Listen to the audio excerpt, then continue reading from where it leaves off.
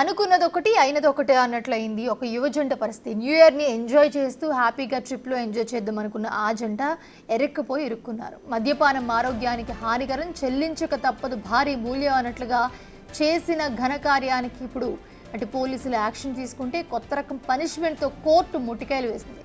ఇక చివరికి మీడియా కంట కూడా కనపడకుండా పరుగు అంటూ పారిపోతున్నారు ఆ జంట.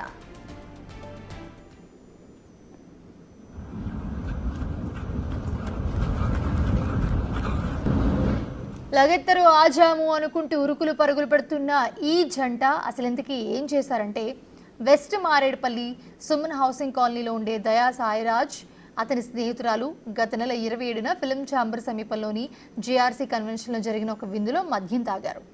అర్ధరాత్రి 2:30 గంటల ప్రాంతంలో దయా సాయిరాజ్ తన బెంచ్ కారులో స్నేహితురాలని పక్కన కూర్చోబెట్టుకుని మితిమీరిన వేగంతో వస్తూ ఉండగా జూబ్లీహిల్స్ రోడ్ నెంబర్ 45 వద్ద కారు అదుపు తప్పి బోల్తా పడింది. దీంతో డివైడర్తో పాటు విద్యుత్ స్తంభం ధ్వంసమయ్యాయి. కారులోని ఎయిర్ బెలూన్లు తెరుచుకోవడంతో వీరిద్దరు కూడా స్వల్ప గాయాలతో బయటపడ్డారు.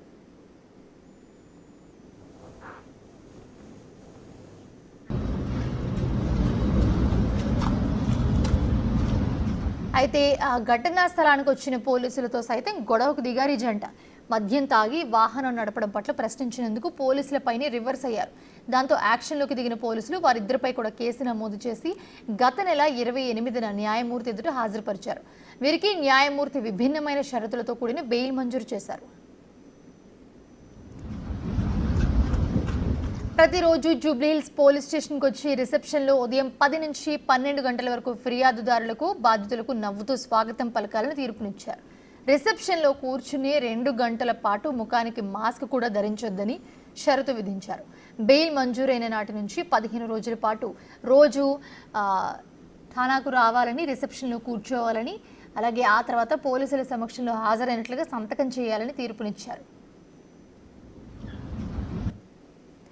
ఇక్కడ మరొక ట్విస్ట్ ఏంటంటే, న్యూ ఇయర్ని సెలబ్రేట్ చేసుకోవడం కోసం సౌత్ ఇండియా మొత్తం ట్రిప్ వేద్దామని ఫిక్స్ అయ్యారట ఈ జంట. అందుకు టికెట్స్ బుక్ చేసుకుని అన్ని ఏర్పాట్లు కూడా చేసుకున్నారట దానికి సంబంధించి. అయితే ఈ విషయాన్ని సైతం న్యాయమూర్తి కూడా వివరించారట. అయినా సరే చేసిన తప్పుకు పనిష్మెంట్ తప్పనిసరి అంటూ తీర్పు ఇచ్చారట. దీంతో ఆ జంట ఇలా తిప్పలు పడడం వైరల్గా మారుతోంది.